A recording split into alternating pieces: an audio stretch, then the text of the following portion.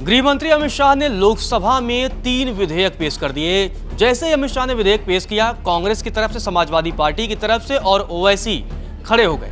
उन्होंने कहा हम तीनों बिलों का विरोध करते हैं। सदन में हंगामा होने लगा। इसके बाद अमित शाह ने कहा ठीक है, ये सारे बिल जेपीसी को भेज देंगे और जेपीसी के बाद फिर यह तय किया जाएगा कि इन विधेयकों पर लोकसभा और राज्यसभा में चर्चा हो। ये तीन बिल है क्या और क्यों इसे लेकर के अब फिर से एक बार विपक्ष के निशाने पर मोदी सरकार आ गई है और क्यों विपक्ष ने अब एक बार फिर से सरकार पर संविधान को खत्म करने का आरोप लगाना शुरू कर दिया है। हमारे साथ नीरज जी जुड़े हैं। नीरज जी बताएंगे आपको कि आखिर ये पूरा मसला क्या है। पहले तो नीरज जी, ये 3 बिल कौन कौन से हैं उसके बारे में हमारे दर्शकों को आप बता दीजिए। रजत, सबसे पहले तो मैं बताऊं, ये 3 जो बिल आज लोकसभा में पेश किए गए हैं गृह मंत्री अमित शाह की तरफ से। सबसे पहले ये 3 बिल हैं। जो पहला बिल जो है संघ राज्य क्षेत्र सरकार संशोधन विधेयक है, जो कि 2025 के तहत है। इसके अलावा संविधान का 130वां संशोधन विधेयक है। इसके अलावा जो तीसरा बिल है वो है जम्मू कश्मीर पुनर्गठन संशोधन विधेयक। अब इस बिल में खास बात क्या है जिसको लेकर पूरा विवाद बना हुआ है? दरअसल इस बिल में पीएम, सीएम और केंद्रीय मंत्री को हटाने की बात है। किस वाले बिल में? मतलब एक एक बिल को अगर आप एक्सप्लेन करेंगे तो ये किस बिल में? जैसे 3 बिल हैं, उस 3 में से ये कौन सा बिल है जिसमें पीएम, सीएम या केंद्रीय मंत्रियों को हटाने की बात है? अगर उनके खिलाफ कोई आपराधिक अपराध सिद्ध हो जाता है तो ये कौन सा बिल है और इसमें क्या प्रावधान किए गए हैं? देखिए, ये जो है ना, संघ राज्य क्षेत्र सरकार का जो विधेयक है उसके तहत ये पूरी कवायद है और इसको लेकर विपक्ष जो है एकजुट है कि ये बिल नहीं होना चाहिए। जाहिर सी बात है, उसके विरोध में लगातार कांग्रेस, समाजवादी पार्टी और AIMIM तीनों ने ही विरोध किया है। इसमें जो हटाने की जो बात आ रही है वो ये है कि अगर इन तीनों में से अगर मुख्यमंत्री, प्रधानमंत्री या फिर केंद्रीय मंत्री किसी गंभीर अपराध के मामले में गिरफ्तार होते हैं या हिरासत में भी लिए जाते हैं और वो जेल पहुंचते हैं, अगर गिरफ्तारी के बाद जेल पहुंचते हैं, जाहिर सी बात है, तो 30 दिन तक हिरासत में रहने के बाद 31वें दिन उन्हें अपने पद से इस्तीफा देना पड़ेगा। अगर वो नहीं, कंपलसरी बना दिया। अगर ये बिल पास हो जाता है तो उसके लागू होने के बाद क्या होगा वो चीज़ बताई जा रही है। और अगर वो इस्तीफा नहीं देते हैं तो उन्हें ऑटोमेटिकली उनके पद से हटाया हुआ माना जाएगा। तो ये एक चीज़ है।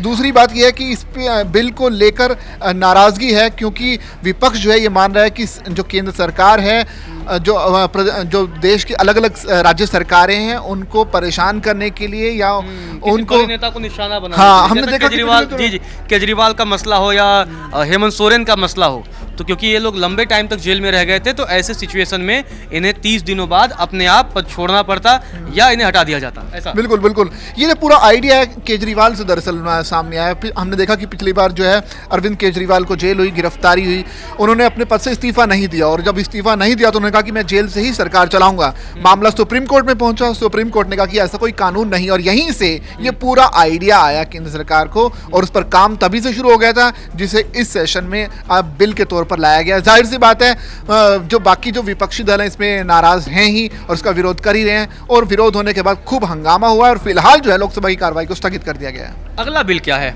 और वो क्यों इंपॉर्टेंट है? क्योंकि 130वें संशोधन की बात हो रही है, उसमें क्या है, क्या संशोधन करने पर सरकार विचार कर रही है? देखिए जो अभी इसकी ज़्यादा डिटेलिंग आई नहीं है। जैसे ये 3 बिल पेश किए, अभी जब डिटेलिंग की बात होती उससे पहले ही हंगामा शुरू हो गया और उसके बाद जब हंगामा इतना बढ़ गया तो स्पीकर को लोकसभा की कार्रवाई को स्थगित करना पड़ा। अभी डिटेल्स का इंतजार है। जम्मू कश्मीर से रिलेटेड क्या मसला है? जम्मू कश्मीर जो पुनर्गठन अधिनियम 2025 वो पेश किया जाना, क्या पूर्ण राज्य को लेकर के कुछ चर्चा हो रही है? जी, चर्चा तो बहुत सारी है लेकिन अभी जब तक डिटेलिंग इसकी नहीं आएगी तब तक इसमें क्लैरिटी से कुछ भी नहीं कहा जा सकता क्योंकि अभी पहले बिल पर ही आगे बात बढ़ ही रही थी लेकिन विपक्ष ने इतना ज़्यादा हंगामा कर दिया कि जो बाकी जो 2 बिल थे उस पर आगे बात हो ही नहीं पाई।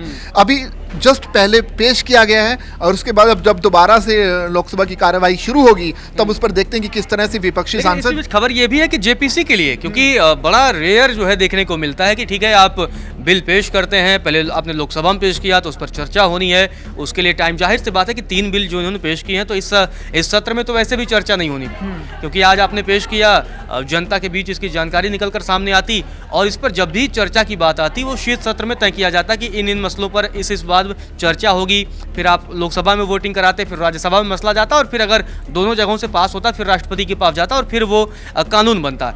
तो अचानक जेपीसी भेजने का फैसला इसके पीछे क्या रणनीति है? देखिए, गृह मंत्री अमित शाह अच्छे से जानते थे कि इतना बड़ा विधेयक है, जाहिर सी बात है वो ये भी जानते थे कि विपक्ष इसका विरोध करेगा और विरोध हुआ भी। अब उनको पता है कि इस बिल को एकदम से पास नहीं करवाया जा सकता। लोकसभा में उनके पास बहुमत भले ही है, लेकिन राज्यसभा में अभी आपको मनाना पड़ेगा, बाकी पार्टियों को ये समझाना पड़ेगा कि कैसे ये उनके हित में है और उसको समझाने के लिए वक्त चाहिए। लिहाजा अमित शाह चाहते थे कि बिल हमने पेश कर दिया, उसकी जॉइंट पार्लियामेंट्री कमेटी के पास जाए, ताकि वहाँ से जो कमेटी है जिसमें विपक्ष के भी सांसद होंगे वो उस पर विचार करें, अपनी राय रखें और उसके बाद हम बिल पर आगे बढ़े। वक्फ के मसले में हुआ, क्योंकि वक्फ के मसले में जेपीसी बनी, हालांकि बड़ा विवादित जो है जेपीसी था, उसमें कुछ सांसद तो मारपीट पे उतारू आ जाते थे, बॉटल फोड़ लेते थे। लेकिन अब यहाँ बड़ा सवाल यही होता कि बाद में तो वक्फ पे जेपीसी में चर्चा होने के बाद से तो फिर वो पास हो गया।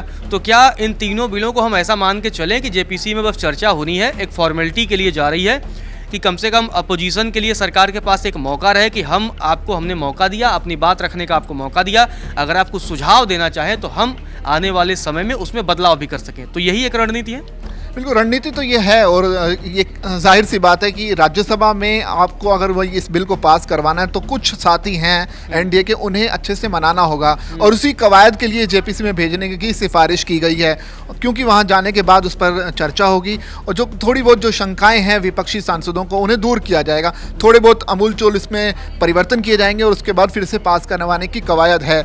लेकिन विपक्ष इसे पूरी तरह से अपने ऊपर हमला बता रहा है। उन्हें लगता है कि जिस तरह से तमिलनाडु में सरकारों को परेशान किया गया, झारखंड में भी वैसे ही हालात बने, दिल्ली में केजरीवाल की जब सरकार थी तब उन्हें परेशान किया गया, तो इस तरह से चीज़ें सामने आ रही हैं। तो देखना पड़ेगा कि अब विपक्षी जो दल हैं इस बिल के खिलाफ किस तरह से कवायद छेड़ते हैं। पहले जो बिल की जो जानकारी निकल सामने आई कि अगर आप 30 दिन अगर आप गिरफ्तार रहते हैं, किसी भी बड़े पद पर हैं, आप इवन पीएम हो, सीएम हो, और अगर आप केंद्रीय मंत्री हो या प्रदेश सरकारों में अगर आप मंत्री हो, तो अगर आप 30 दिन से ज़्यादा अगर जेल में रहते हैं तो आपको पद से हटा हुआ माना जाएगा, या तो आप स्वयं इस्तीफा दे दीजिए। तो ये अगर एक आम इंसान के नज़रिए से जो हमारे दर्शक हैं वो तो यही सोच रहे होंगे, ठीक है, कोई भी किसी के ऊपर आरोप लगता है तो आपको पद छोड़ देना चाहिए, आपको पद पे बने रहने का अधिकार नहीं है। लगभग ये आम लोगों की धारणा यही होती है। फिर विपक्ष का विरोध क्यों?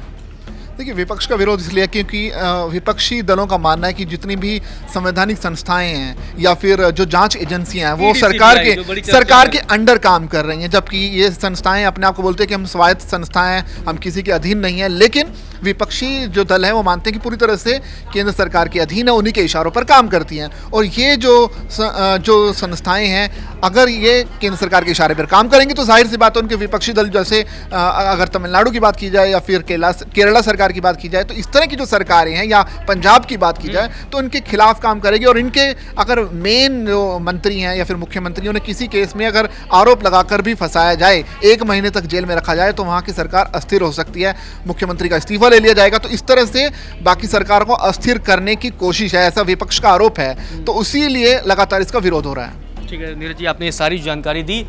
ये 3 बिल हैं। पहले बिल की तो जानकारी आपके सामने आ गई है, नीरज जी ने आपको क्लियर बता दिया कि क्या है पूरा मसला। अन्य 2 बिलों का हमें अपडेट है और जैसे ही हमारे पास अपडेट आएगा वो हम आपको बताएंगे कि आखिर अन्य 2 बिलों में क्या है और क्यों विपक्ष इसके खिलाफ जो है अब मोर्चा खोलता हुआ नजर आ रहा है। लेकिन अब मसला यही है कि इस सत्र में तो इन तीनों बिलों पर चर्चा होना बिल्कुल ही असंभव सा लगता है। आने वाले शीत सत्र में इन तीनों बिलों पर चर्चा होगा और तब देखना दिलचस्प होगा कि तब तक विपक्ष का क्या रुख रहता है। फिलहाल के लिए इस वीडियो में इतना ही। आप देखते रहिए दैनिक जागरण।